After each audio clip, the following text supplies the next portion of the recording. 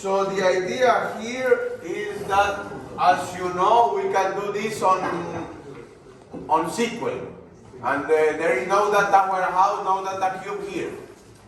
If you have billions of rows here in sales, that is the problematic table, and you can imagine how many days. Even for 20 years we have 7,000. It's not a big deal, okay? How many products? Even for a Carrefour has 10,000 products for a small shop, or maybe 50,000 for a big shop. 50,000 rows in a table is not a big deal. How many suppliers? 1,000. How many stores? 1,000. So these tables are not problematic, okay? And then I join with this small table is not problematic. The problem is here. We have billions of tables, and this is the data cube. The data cube is here, and the joins make the roll-up aggregations.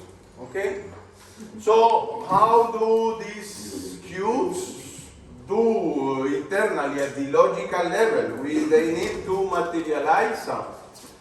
They need to materialize something. In materialized view, as we have seen last time, meaning that you aggregate already per city, and you aggregate per month, and you aggregate per category. So you pre-store an intermediate level. So you know the hierarchies here. Let's put it here, the hierarchy for time.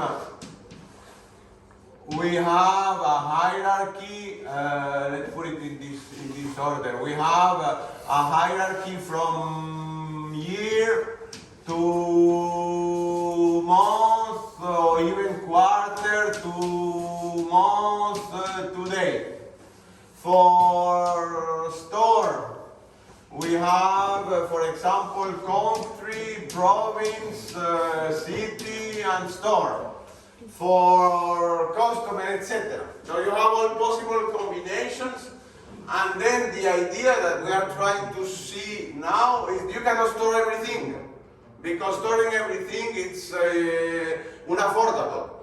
So you can already store, for example, materialized views for aggregation by month, and for aggregation by store, and for product, you can have, I don't know, category, brand, let's put it this, category, brand, other things. Category or subcategory. Subcategory would be one, and then brand could be another dimension. The same brand can have several categories. The same Coca-Cola brand has beverage and other products. So you have already a hierarchy for all of these dimensions. You cannot store everything. The typical case is that, for example, you aggregate some intermediate level that is very useful in your data warehouse. And then when you have this aggregation, if the user asks aggregation by quarter, of course you don't start from the base data in the relational table. You have this pre-aggregated. From the month you can obtain the quarters. From the category, from the city you can obtain the products.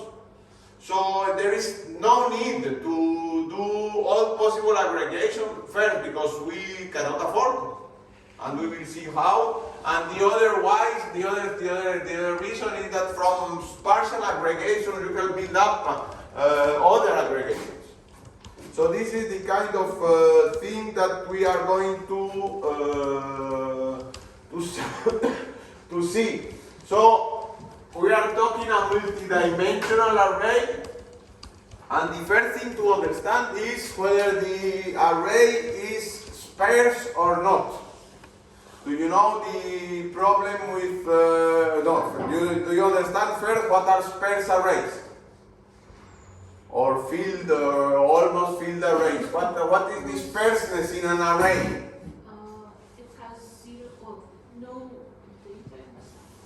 So we have, I don't know, how many, 1, 2, 3, 4 dimensions there.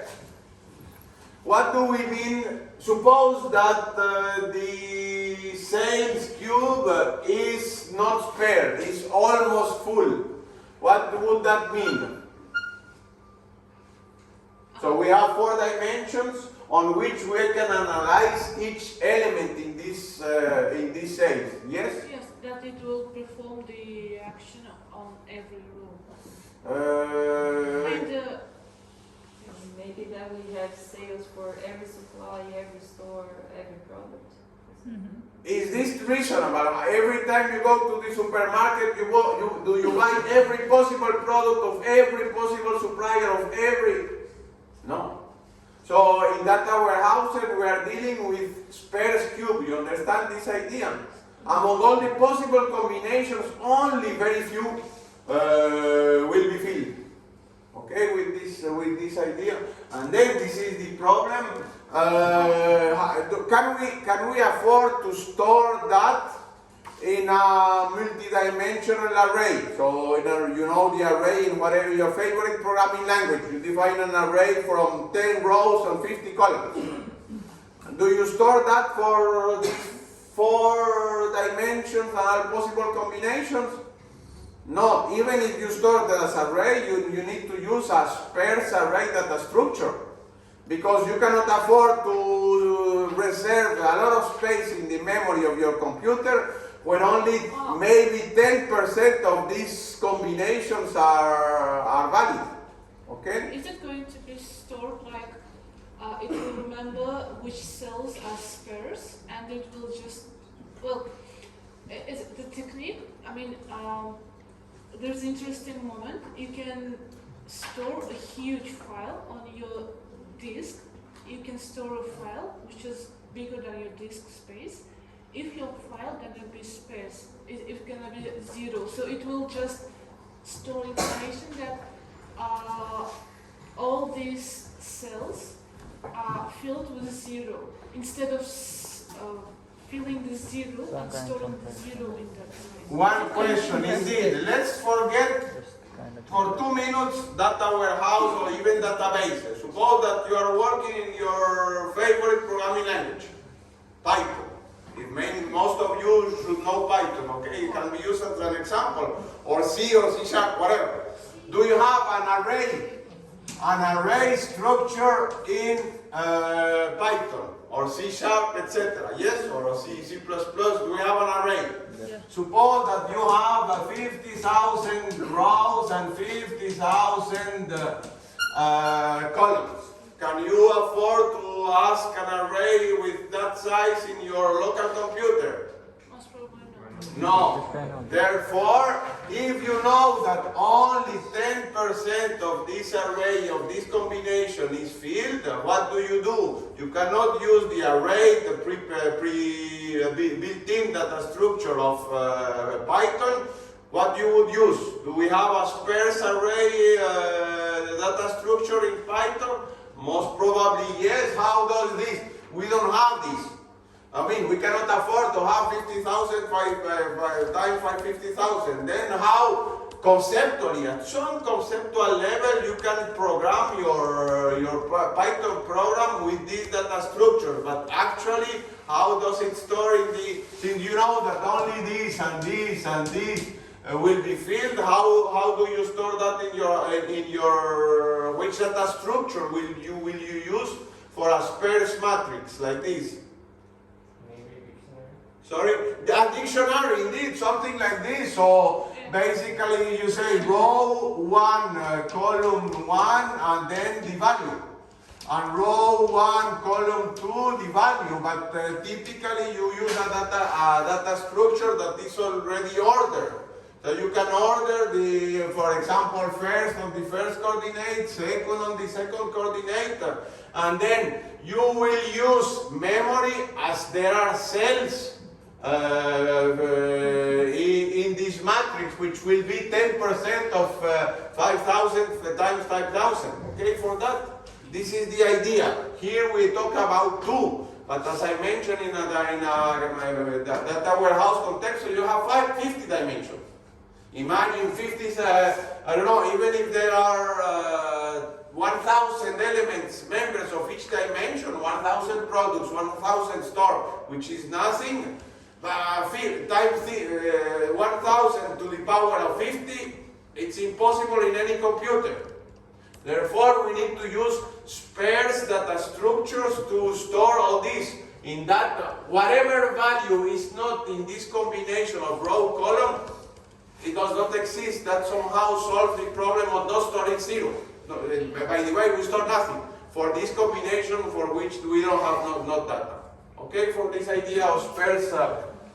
So conceptually, at some abstraction level, you should be able, the data warehouse or provides this abstraction layer. You have a multi-dimensional array with 50 dimensions. Of course, they cannot use a matrix for doing that. They use a sparse matrix, and basically, when you have, for example, even in analysis services, you have two modes. You have a direct mode in which the data is stored into a relational database, and what we have here is basically the fact, the sale, and each sale is computed disaggregation through joins.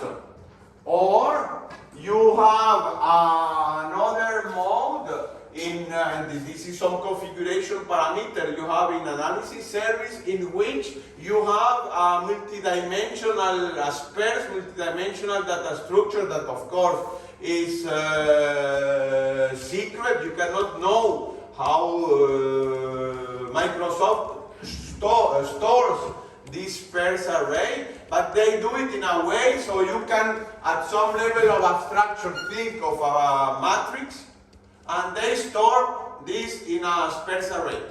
Okay, or you understand this idea? Here we are talking at a physical level, how a cube will be implemented in the different tools, either as a relational store or either as a multi-dimensional sparse cube.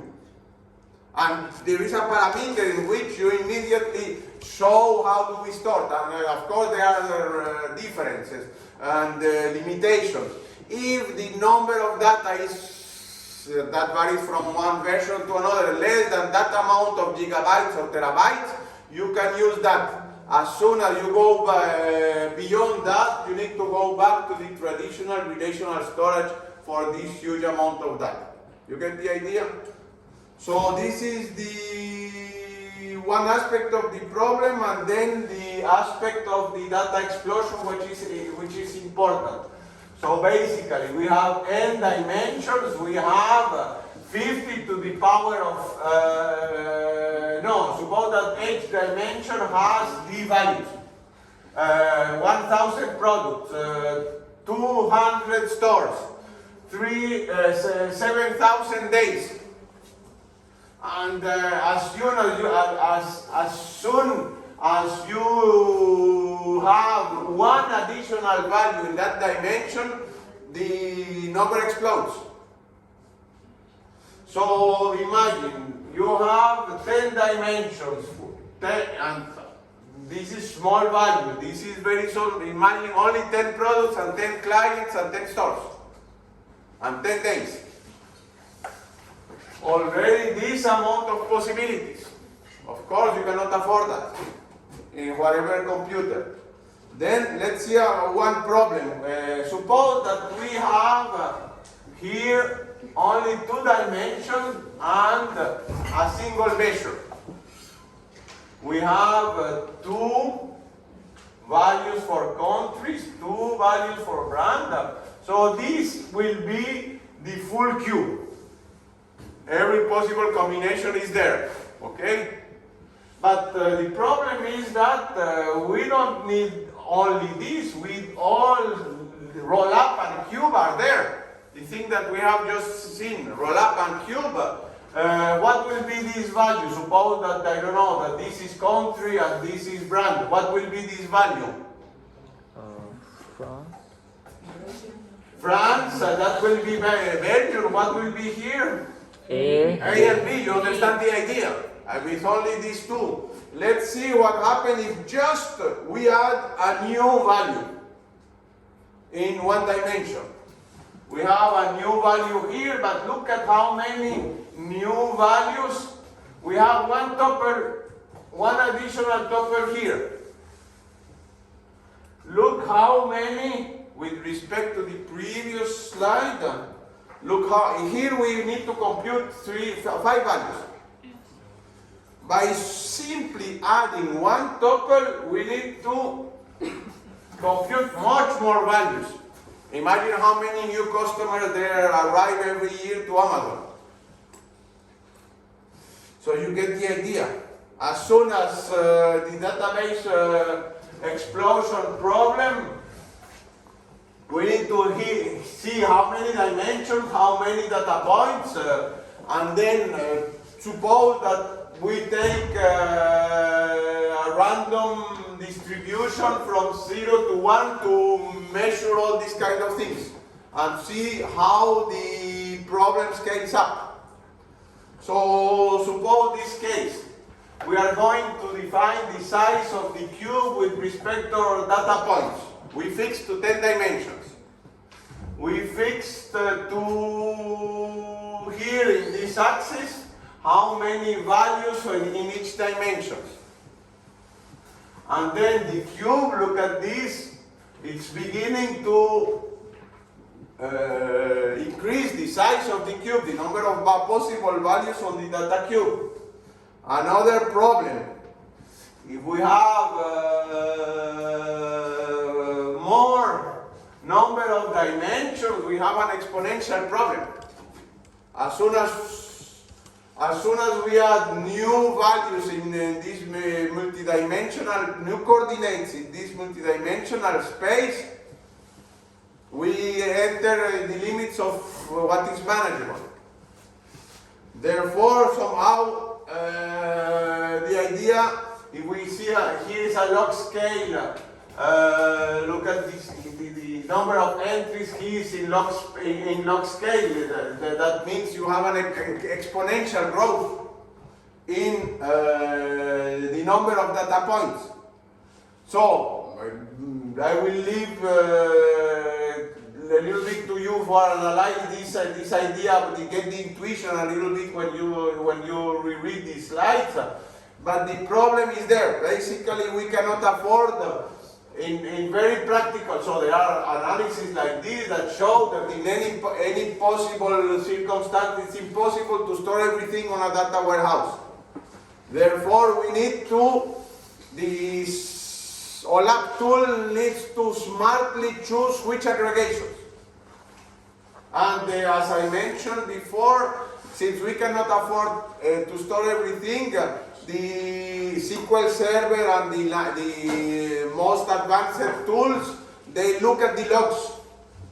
And then for the last 3 months, see which are the aggregations. The aggregations are the things that we put in the group by store, by month, by date, etc. And then do a statistical analysis, how many times this combination has been asked, and then try to materialize the most common combinations already. That will solve the recurrent queries that are sent to the data warehouse, because it will be faster, because since we are only doing analytical queries, that means read-only queries, we can afford to store a little bit to do faster answers to some of the queries, not all. You need to analyze whether it's the director that will be, or the financial director that will have faster queries. You cannot satisfy all the users. You need to verify which is the one which will be more happy to have faster queries. But the result will be the same. Just he or she will have to wait less for the answer of the queries.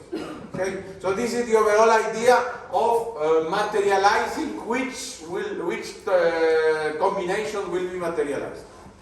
Okay, so we will see tomorrow, and then we start tomorrow with the next chapter, which will be conceptual modeling. So having a little bit more detail on how do we build up a data warehouse.